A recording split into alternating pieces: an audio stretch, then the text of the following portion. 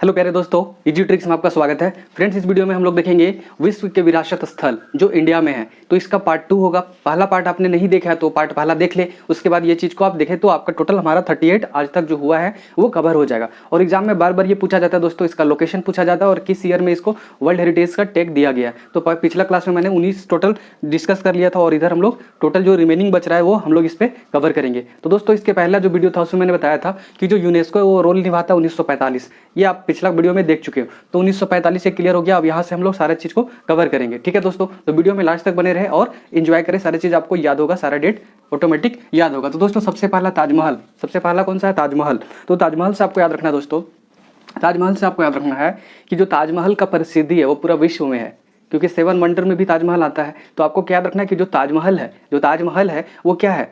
बहुत ज़्यादा फेम है, बहुत ज़्यादा फेम है, पूरा विश्व स्तर पर क्या है? फेम है, प्रसिद्धि है। ठीक है, तो बस आपको जब भी आएगा ताजमहल तो ताजमहल का हेरिटेज कब दिया गया था? फेम, बहुत प्रसिद्ध है। क्लियर हो गया? फेम क्या रखना है? बस फेम। एफ का कोड होगा, ए का नहीं होगा, एम का होगा, ई का नहीं। एफ का दोस्तों 8 होता है और एम का 3 होता है। 19 आगे चिपका दीजिए। तो 1983 में दोस्तों वर्ल्ड हेरिटेज के अंदर रखा गया था ताजमहल को। ये आपका मेरे ख्याल से क्लियर हो गया। 19 नंबर। आगे देखिए ध्यान से, 20 नंबर में कोणार्क का सूर्य मंदिर, या इसको बोलते हैं ब्लैक पेगोडा। ब्लैक पेगोडा या फिर बोलते हैं क्या? कोणार्क का सूर्य मंदिर। दोस्तों, हर स्टेट में लगभग सूर्य मंदिर मिल जाएगा, लेकिन ये जो उड़ीसा में है ये वर्ल्ड हेरिटेज में आया है। ठीक है, तो जब भी एग्जाम में आएगा तो इसका, और ये ताजमहल आपको पता है आगरा यूपी में है, और ये कोणार्क का सूर्य मंदिर या ब्लैक पगोडा कहाँ पे है? उड़ीसा में। कहाँ पे दोस्तों? उड़ीसा, पुरी में। कहाँ पे? पुरी, उड़ीसा में। ठीक है, आपको ऐसे याद रखना है कि जो सूर्य मंदिर है उसके ऊपर एफएम लगाया गया है। क्या लगाया गया? एक एफएम लगाया गया, ताकि सबको अनाउंसमेंट किया जाएगा और सुबह सुबह और शाम शाम क्या करना पड़ेगा? भजन कीर्तन होगा तो एफएम से बजता रहेगा। तो बस जब भी आएगा सूर्य मंदिर तो उसके ऊपर क्या लगाए हैं? एफएम लगाए, वो बजता रहता है शाम और सुबह। तो बस आपको याद रखना है एफएम। एफ का होगा 1, एम का होगा, एफ का दोस्तों 8 होगा और एम का 3 होगा। तो ये भी कितना हो जाएगा? 1983। और ये क्या है? पूरी। क्या है? पूरी। और जब सूर्य मंदिर का यहाँ पूजा हो रहा है, भजन कीर्तन हो रहा है, तो आपको खाने के लिए शाम में क्या मिलेगा? पूरी मिलेगा। क्या मिलेगा? पूरी। तो बस आपको वहाँ से याद आएगा कि ये पूरी उड़ीसा में है। कहाँ पे है? पूरी, उड़ीसा में। तो मेरे ख्याल से दूसरा हो गया। अगला, आगरा का किला। दोस्तों 1983 में फर्स्ट टाइम किया गया था और बहुत सारे इंडिया में किया गया था, बहुत सारा हेरिटेज में उसके अंडर रखा गया था। तो ये सारा यहाँ तक जहाँ तक एफएम दिख रहा है ये सारे 1983 है। तो बस आपका ये 2 तो क्लियर हो गया। ये सारे याद रखना है कि आगरा किला। अब किला के ऊपर भी क्या है? एक तरह का एफएम बजता रहता है। किला मतलब थोड़ा ऊंचा होगा और ऊंचा पे क्या है? एफएम अनाउंसमेंट होते रहता है। ठीक है, आगरा किला। तो आगरा किला भी क्या आपको रखना है? एफएम उस पर बज रहा है। तो 83 भी हो जाएगा। ठीक है, क्लियर है। उसके बाद 2 चीज़ आपको याद रखना है, और ये कहाँ पे है? आगरा में है। और मुंबई में क्या है दोस्तों? मुंबई में गुफाएं हैं। एक एलोरा गुफाएं है और अजंता गुफाएं। एलोरा और अजंता, देखिए दोनों एक साथ आ रहे हैं ना, एलोरा अजंता, एलोरा अजंता। तो दोनों गुफाएं के अंदर आपको पता है कि जो ये गुफाएं हैं यहाँ पे हर एक कल्चर का मंदिर बना हुआ है। हर एक कल्चर का मंदिर बना हुआ है। ठीक है, हर एक कल्चर का मंदिर लगभग बना हुआ है गुफाएं में। ठीक है, और इस खास बात क्या है कि जो एलोरा, कौन सा दोस्तों? एलोरा गुफा है। इसमें क्या है खास बात कि सिंगल स्टोन से क्या कटिंग करके बनाया गया था। ये सब आपको हिस्ट्री में पढ़े होंगे, ये सब बताने का जरूरत नहीं, हमारा डेट है याद करना मेन मकसद। तो गुफाएं के ऊपर क्या है? वहाँ पे भी एफएम है। तो बस आपको याद रखना है कि 2 गुफाएं हैं उसके ऊपर भी एफएम है। तो ये भी दोनों कितना हो गया? 1983। ठीक है, तो गुफाएं के ऊपर भी 1983, किला के ऊपर और मंदिर के ऊपर तो रहेगा, और ताजमहल फेम। क्लियर है यहाँ तक? ठीक है, तो मेरे ख्याल से ये क्लियर हो गया होगा। तो ये सारा आपका कवर हो गया होगा। इसमें कुछ अगर खास बात है तो खास बात क्या है दोस्तों कि आपको याद रखना है क्या कि आगरा, एलोरा। ठीक है, अजंता से आपको याद रखना है कि जनता। अजंता से याद रखना है कि जिसको कोई नहीं जानता। अजंता से याद रखना है कि जिसको कोई नहीं जानता, और जिसको कोई नहीं जानता वो गुप्त होता है। तो ये गुप्त काल में बनाया गया। कब बनाएगा दोस्तों? गुप्त काल में। ठीक है, तो ये क्लियर हो गया। अजंता गुप्त काल में। क्लियर हो गया। एलोरा से याद रखना है एलोरा से याद रखना है रा वाला। क्या याद रखना है? रा। तो यहाँ से आपको एक चीज याद रखना है, राष्ट्रकूटों द्वारा किया गया था इसको। ठीक है, राष्ट्रकूटों। तो ये हिस्ट्री में पढ़े हुए, ये मुझे बताने की जरूरत नहीं है, मेरा मेन मकसद है ईयर को याद कराना। ठीक है, आगे देखिए ध्यान से, महाबलीपुरम स्थित स्मारक। महाबलीपुरम स्थित स्मारक। ठीक है, तो ये कहाँ पे है? तमिलनाडु में। ये कहाँ पे? तमिलनाडु। तो आपको याद रखना है क्या कि जो स्मारक है वो किसका बनाया जाएगा? जो वीर होंगे। आप देखते हो कि बहुत सारे जो शहीद हैं उनका क्या स्मारक बनाया जाता है। तो बस आपको याद रखना है वीरों की क्या बनाई जाती है? स्मारक बनाई जाती है। तो जब भी एग्जाम में आएगा महाबलीपुरम स्थित स्मारक, तो किसके लिए बनाई जाती है? वीरों के लिए। बी का होगा, ई का नहीं होगा, आर का होगा, वो का नहीं। भी का 8 होगा, आर का 4 होगा, 19 आगे चिपका दीजिए। 1984 कब बना था दोस्तों? 1984। अगर फर्स्ट टाइम विजिट कर रहे हो, नहीं पता कि 19 क्यों लगा रहे हैं, तो आपको पता है कि यूनेस्को 1945 में बना है, तो हम 2 डिजिट को लिखेंगे कोड में और 19 आगे चिपकाएंगे, क्योंकि मुझे पता है कि 19 सब में कॉमन आएगा। 19 सब में कॉमन आएगा क्योंकि यूनेस्को ही 1945 में बना है, तो सारा चीज़ तो 19 कॉमन आएगा। उसके बाद ही तो वर्ल्ड हेरिटेज का दर्जा दिया गया होगा किसी अदर चीज़ का। ठीक है, क्लियर है? आगे देखिए ध्यान से, ये मेरे ख्याल से हो गया। गोवा का चर्च, तो गोवा का चर्च क्रिश्चियन लोग कब जाते हैं? जब उनको विजय मिल जाती है। जब विजय मिल जाती है तो देखते होंगे क्या कि जब क्रिश्चियन लोगों को कुछ अच्छा चीज़ मिल जाता है, कुछ अगर जो उनका चाहत है, इच्छा है, वो मिल जाता है, तो कहाँ जाते हैं? गोवा चर्च में जाते हैं। ठीक है, तो वो बहुत बड़ा चर्च है वहाँ पे गोवा में। तो आपको बस याद रखना है कि विजय होने पर लोग कहाँ जाते हैं? चर्च जाते हैं। कहाँ जाते हैं? चर्च जाते हैं। हम लोग भी चर्च जाते हैं। ठीक है, तो भी का होगा, आई का नहीं होगा, जे का होगा, ए वाई का नहीं, बी का 8 होगा, जे का 6 होगा। 19 आगे चिपकाइए। 1986 क्या हो गया? 1986। तो गोवा का चर्च 1986 में किया गया। मेरे ख्याल से ये चीज़ याद हो गया। आगे देखिए ध्यान से, खजुराहो मंदिर जो मध्य प्रदेश में, आपको पता है इस मंदिर के बारे में, खजुराहो मंदिर। ठीक है, ये तो गोवा से गोवा याद रहेगा। ठीक है, खजुराहो मंदिर। तो आपको याद रखना क्या कि जब फौज लोग भर्ती में जाते हैं ना, तो उन लोगों को क्या खिलाया जाता है? खजूर खिलाया जाता है। बस याद रखना क्या कि फौजी को क्या खिलाया जा रहा है? खजूर। ठीक है, तो जब भी आएगा खजूर, तो खजुराहो से याद रखिएगा, खजूर किसको खिलाया जाता था? फौजी लोग को। किसको खिलाया जाता था दोस्तों? फौजी लोग को खिलाया जाता था। ठीक है, किसको खिलाया जाता था? फौजी लोग को। ठीक है, तो आपको याद रखना फौजी। एफ का होगा, ए का नहीं होगा, यू का होगा, जे का, ए का, आई का नहीं, एफ का 8 होगा, जे का 6। 19 आगे चिपकाइए। 1986 में क्या किया गया था? खजुराहो मंदिर को किया गया था 1986 में, और ये कहाँ पे है? मध्य प्रदेश में। क्लियर है? आगे देखिए ध्यान से, हम्पी अवशेष। हम्पी अवशेष, तो आपको किस चीज़ का अवशेष से ज़्यादा डर लगता है? जो आपको डे टू डे लाइफ में देखने को मिलता है? फिश का, मछली का देखते हो ना, उसका जो भी कांटा होता है, या फिर जो मछली का अवशेष लास्ट में बच जाता है, उससे डरते हो। मछली अगर कभी खाते हो तो बहुत लोग डरते हैं और खाते भी नहीं है अवशेष के कारण। तो बस अवशेष आप कहाँ देखते हो? फिश में ज़्यादा। अवशेष कहाँ देखते हो? फिश में। बस आपको याद रखना है, अवशेष तो बहुत जगह, हर जगह चीज़ भी देखते हो, जंगल वगैरह कहीं भी देखते हो, अलग अलग चीज़ें का। बट आपको जनरली जो मिलता है वो क्या? फिश मिलता है ना। घर में भी देखोगे तो फिश, उसका अवशेष से डरते हो। ठीक है, खाने से भी बहुत लोग डरते हैं। ठीक है, तो बस जब भी आएगा अवशेष, तो हम्पी अवशेष आपको याद रखना है क्या? फिश। अवशेष किसका होता है? फिश। एसएच का 6 होता है, एफ का 8, एसएच का 6। 19 आगे लगाइए। 1986, तो मेरे ख्याल से हम्पी अवशेष हो गया। फतेहपुर सिकरी। फतेहपुर सिकरी, तो इस कुछ देर पहले आप मछली खा रहे थे ना, तो मछली को लाए कहाँ से थे? पकड़ के लाए थे। और कैसे पकड़े थे? सिक्कड़ से। कैसे पकड़े थे? सिक्कड़ से। तो बस वही याद रखना, सिकड़ी। जब भी आएगा सिकड़ी। अब मछली कैसे पकड़े? सिकड़ी से। सिकड़ी से पकड़े थे। ठीक है, तालाब में गए और सिकड़ी से पकड़ लिया। तो बस वही याद रखना है कि फतेहपुर सिकड़ी। सिकड़ी, सिक्कड़ से आप क्या किए? मछली को पकड़े थे। फीस। सिकड़ी से क्या पकड़े? फीस। क्या पकड़े? फीस। एफ का होगा, आई का नहीं होगा, एसएच का होगा। तो यही सेम चीज़ होगा 1986। क्लियर है?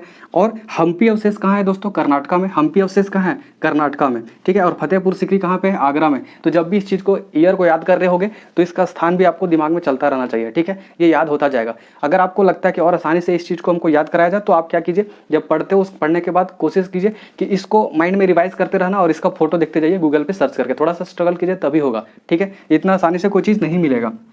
फतेहपुर सिकरी, ये क्लियर हो गया। अगला, पट्टाकल के स्मारक। पट्टाकल के स्मारक, तो देखिए जो स्मारक बना था वो किसके लिए बना था? वीर के लिए बना था। वीरों के लिए स्मारक बना था। लेकिन ये देखिए ध्यान से, पट्टाकल, पट्टा। ठीक है, पट्टाकल, तो पट्टाकल से मतलब क्या? किसी के फेस में क्या है? पट्टा। तो देखिए ध्यान से, वही याद रखना, पट्टाकल। देखिए दोनों जगह पे स्मारक है। तो महाबलीपुरम, तो बल किस में होगा? वीरों में। बल किस में होगा? वीरों में। तो कंफ्यूज नहीं करना कि कहाँ पे स्मारक, यहाँ, क्योंकि दोनों जगह पे स्मारक है ना, तो इसलिए मैं दोनों को डिफरेंशिएट कर रहा हूँ। स्मारक से आपको रखना क्या? देखिए महाबलीपुरम, तो बल किस में होगा? वीर में होगा। बल किस में होगा? वीर में होगा। तो यहाँ पे वीरो होगा। और इस स्मारक में क्या होगा? ऐसे भी लिखा है पट्टाकल। क्या लिखा है? पट्टाकल। तो बोलते हैं ना कि उसका पट्टा हटने वाला है। जैसे दुर्गा पूजा में आप देखते होगे क्या कि माँ दुर्गा का पट्टा हटने वाला है। तो पट्टा मतलब पट्टा कहाँ लगा? फेस में। क्या लगा? फेस में। बस अभी याद रखना है, फेस। तो जब भी स्मारक, किसी भी चीज़ का स्मारक है, तो उसका जो पट्टा होता है वो फेस में लगा रहता है। एफ का होगा, ए का नहीं होगा, सी का होगा, ई का नहीं। एफ का दोस्तों 8 होगा, सी का 7 होगा। 19 आगे चिपकाइए। 1987 क्या होगा? 1987 में इसको दिया गया था, और ये आपका कर्नाटका में है। ठीक है, आगे देखिए ध्यान से, एलिफेंटा की गुफाएं। एलिफेंटा सबको याद रखना है, इसमें भी सेम होगा फेस। एलिफेंटा सबको रखना है कि जो एलिफेंट, जो जानवर है, उसको आप देखते हो तो उसका फेस से डर लगता है, क्योंकि उसका सूंड है, कान है बड़ा बड़ा, तो उसका फेस ओवरऑल क्या है? फेस क्या है? बड़ा है। फेस क्या है? बड़ा है। तो जब भी एक एलिफेंट है, एलिफेंटा से आपको एलिफेंट, एलिफेंट का क्या बड़ा होता है? फेस बड़ा होता है, सब कुछ बड़ा होता है, लेकिन आप दिखता आपको अचानक दिखता है क्या, उसका फेस, सूंड, उसका कान तो बड़ा बड़ा दिखता है, ठीक है। तो फेस आपका याद रखना कि एलिफेंट है, इसको बोलते हैं धारापुर गुफाएं भी बोलते हैं। एफ का होगा, ए का नहीं होगा, सी का होगा, ई का नहीं, तो इसका भी कितना हो जाएगा दोस्तों 1987, ठीक है, क्लियर है। आगे देखिए ध्यान से, अगला चोल मंदिर, अगला क्या है चोल मंदिर। तो आपको चोल मंदिर से याद रखना है क्या कि चलो मंदिर, चलो मंदिर किसके साथ, बिक्की के साथ। आपका बिक्की दोस्त है, बिक्की कौन है आपका दोस्त है, उसके साथ क्या बोले उसको कि चलो मंदिर, चलो मंदिर। तो चलो मंदिर से क्या होगा चोल मंदिर, क्या हो गया चोल मंदिर, मतलब चलो मंदिर घूम के आते हैं, किसके साथ, बिक्की के साथ, किसके साथ, बिक्की के साथ। भी का होगा, आई का नहीं होगा, सी के का होगा, वाई का नहीं। जब दोनों सेम है, सी और के का 7 होता है तो एक ही लिखते हैं, बी का 8 होगा और सी 7 होगा, 19 आगे चिपकाइए, 1987। तो चोल मंदिर का भी कितना हो गया 1987। अगला सांची का बौद्ध स्तूप, सांची का बौद्ध स्तूप, आपको याद रखना है बोध, बोध से याद रखना है कि जो बुद्धि होता है, जो बुद्धि होता है वो किनके पास ज़्यादा होता है, वीआईपी लोग के पास। वीआईपी कब बने, वो थोड़ा दिमाग का यूज किए, अच्छा किए, कुछ काम किए, पैसा कमाए, नाम कमाए, तो एक तरह का क्या बन गए, वीआईपी बन गए। तो वीआईपी बनने के लिए हमें बौद्धिक, हमें बुद्धि बहुत जरूरी है। और बुद्धि कैसे मिलती है, मेहनत करने से, भगवान नहीं देता है, ठीक है। तो बस आपको याद रखना है बुद्धिक वीआईपी, VIP, भी का 8 होगा, पी का 9 होगा, 19 आगे चिपकाइए, 1989, ठीक है 1989, आपका ये क्लियर हो गया। अगला हुमायूं का मकबरा, हुमायूं का मकबरा। तो हुमायूं से जब भी आपको एग्जाम में किसी तरह होगा ना, जब भी आएगा हुमायूं, हुमायूं से आपको होगा हुमा, क्या याद रखेगा हुमा, आपको क्लिक करेगा हुमा, हुमा से आपको याद रखना है पूमा, हुमा से याद रखना है क्या पूमा। तो जब भी हुमायूं का मकबरा, तो हुमायूं का मकबरा अच्छा एक बार याद रखोगे ना तो फटाक से क्लिक कर जाएगा एग्जाम में। एक बार याद रखोगे तो एग्जाम में कैसे क्लिक करेगा, हुमा से याद रखना, हुमायूं से याद रखना हुमा मतलब पूमा, हुमा से पूमा, पूमा जो कंपनी है पूमा, हुमा से याद रखना पूमा। पी का होगा, यू का नहीं होगा, एम का होगा, ए का नहीं। पी का दोस्तों 9 होगा, एम का 3, आगे 19 चिपकाइए। 1993 में क्या मिला था, हुमायूं का मकबरा को मिला था। ये कहाँ पे स्थित है दोस्तों, दिल्ली में। कहाँ पे है, दिल्ली में। और ये सर आपको याद रखना है कि जो सांची का बौद्ध है वो मध्य प्रदेश में है, और एलिफेंटा गुफा है ये यहाँ पे है, चोल मंदिर तमिलनाडु में है। तो ये सब याद रखना है। अगला कुतुब मीनार। तो कुछ दिन पहले ताजमहल में कौन आए थे, कौन आए थे दोस्तों, डोनाल्ड ट्रंप आए थे। लेकिन कुतुब मीनार में घूमने के लिए कोई नहीं जा रहा था, लेकिन ओबामा गए थे। कौन गए थे, ओबामा। तो जब भी आएगा क्या, कुतुब मीनार में कौन गए थे घूमने, ओबामा गए थे। कुतुब मीनार में कौन गए थे, कुतुब मीनार में ओबामा गए थे, ठीक है। बस आपको याद रखना है दिल्ली, ये कहाँ पे है, दिल्ली में। ओबामा ओ का नहीं होगा, बी का होगा, ए का नहीं, एम का, ए का नहीं। बी का दोस्तों 9 होगा, एम का 3, 19 आगे चिपका दीजिए, 1993 में कुतुब मीनार होगा। अगला लाल किला, लाल किला। तो आपको बस याद रखना है कि जो लाल किला है वो स्काई से क्या दिखता है, पूरा फ्रेश दिखता है। तो आपको ये रखना है कि जो किला है वो लाल दिख रहा है, किला जो है वो लाल दिख रहा है। किला कैसा दिख रहा है, लाल। कहाँ से, स्काई से। किला कैसा दिख रहा है, लाल। कहाँ से, स्काई से। कहाँ से, स्काई से। एस का कोड होगा, के का होगा, वाई का नहीं। एस का 0, के का 7, के का कितना हो गया दोस्तों 7। अब यहाँ पे 19 चिपकाते हैं तो कितना हो जाएगा, 1907 हो जाएगा। क्या पॉसिबल है, बिल्कुल भी नहीं, क्योंकि 1945 में तो यूनेस्को बना था, तो 1907 में कभी हो सकता है क्या, नहीं। मतलब यहाँ पे 20 चिपकाएंगे, कितना चिपकाएंगे 20, और ये पॉसिबल ईयर है 2007 में। कब हुआ था, 2007 में। आपको कैसे याद रखना है, लाल किला। किला कैसा दिख रहा है, लाल। किला कैसा दिख रहा है, लाल। कहाँ से, स्काई से। ऊपर से देख रहे तो कैसा दिख रहा है, लाल। क्या दिख रहा है, किला। बस लाल किला क्लियर हो गया। आगे महाबोधि मंदिर, महाबोधि मंदिर। और ये कहाँ पे दोस्तों, बिहार गया में। आपको पता है बुद्धिज्म का सबसे बड़ा है यहाँ पे। और इसको याद कैसे रखना, महाबोधि मंदिर को कैसे याद रखना, बिहार गया में है, ठीक है।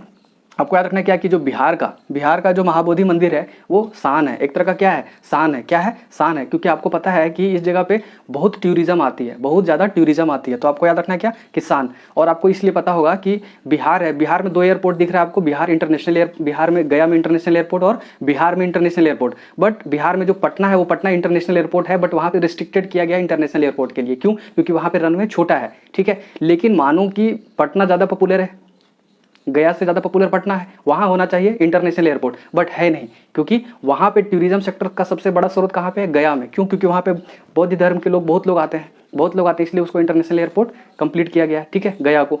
तो आपको ये चीज़ याद रखना है कि जो इंडिया है या फिर कोई भी कंट्री का है, तो टूरिज्म सेक्टर है वो सबसे बड़ा क्या करता है, इनकम का सोर्स होता है उस कंट्री के लिए, ठीक है। और उस इकोनॉमिक को बढ़ाने में भी बहुत ज़्यादा सहायता करता है। 3 सेक्टर है दोस्तों जो इकोनॉमिक को बहुत स्पीड में ग्रोथ करता है। एक ट्रांसपोर्ट में 3 हो गया, रेलवे, एयरवेज और वाटरवेज, ठीक है, 3 हो गया।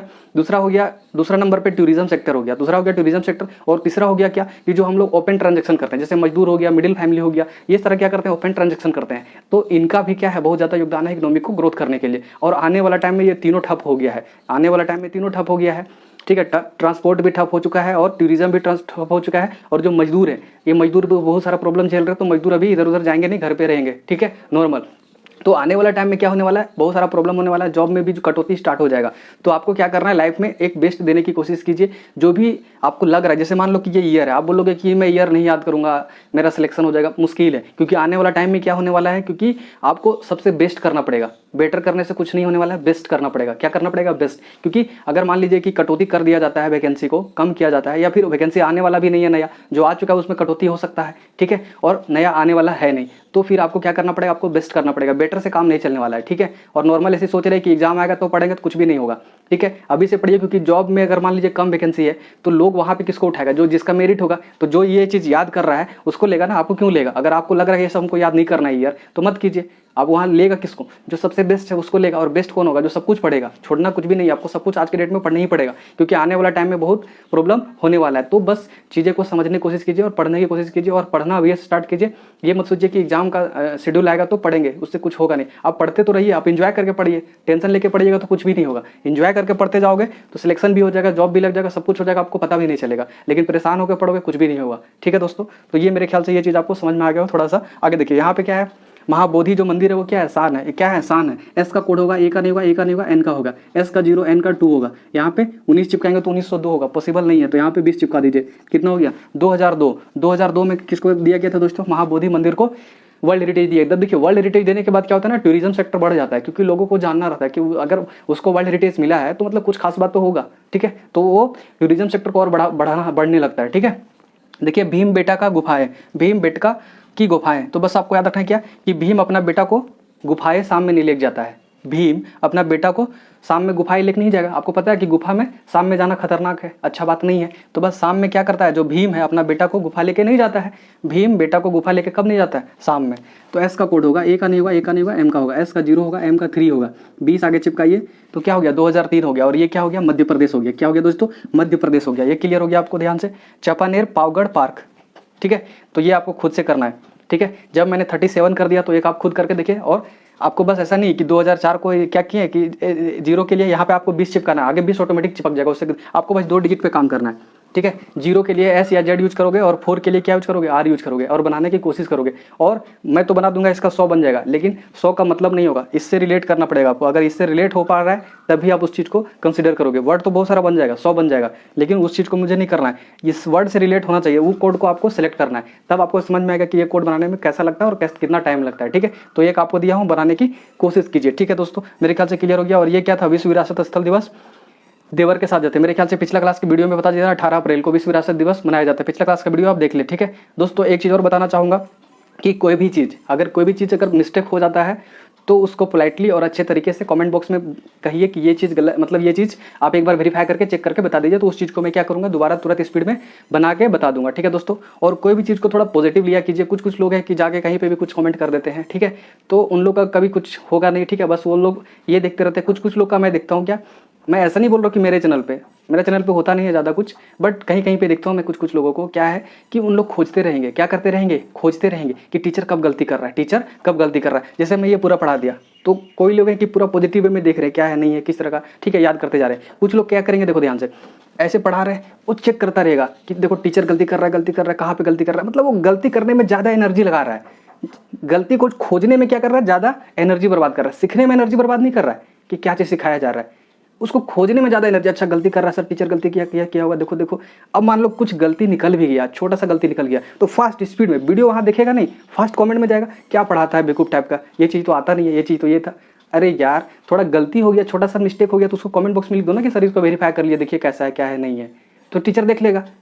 आप तो उस चीज़ को वेरीफाई कर रहे हो कि यार गलती खोजो, उसमें ज़्यादा एनर्जी बर्बाद मत करो, सीखने में ज़्यादा एनर्जी बर्बाद करो। क्योंकि आने वाला टाइम में आपको पता है बहुत खतरनाक होने वाला है, कंपटीशन बहुत ज़्यादा होने वाला है और कुछ भी सही नहीं होने वाला है लॉकडाउन के बाद। अभी आपको मज़ा आ रहा है, अच्छा लग रहा है ना, आने वाला टाइम बताएगा कि आपको 6 महीने के बाद देखना कि कैसा स्थिति होने वाला है। तो बस अभी से ही थोड़ा सा लग जाओ और प्रैक्टिस करो और चीज़ें को समझने की कोशिश करो, अपने आप को बेटर नहीं बेस्ट बनाओ, तभी कुछ होगा, ठीक है दोस्तों। तो मेरे पास एक कमेंट आया था, बहुत अच्छा प्यारा सा कमेंट आया था कि सर इसको एक बार वेरीफाई कर लीजिए, किसका, यूपी का, ठीक है। राजस्थान का आया था, मैंने करेक्शन करके दे दिया। यूपी का एक लड़का ने बताया, तो वीडियो रिकॉर्ड करने से पहले आया था तो मैं उसको बना दिया, ठीक है।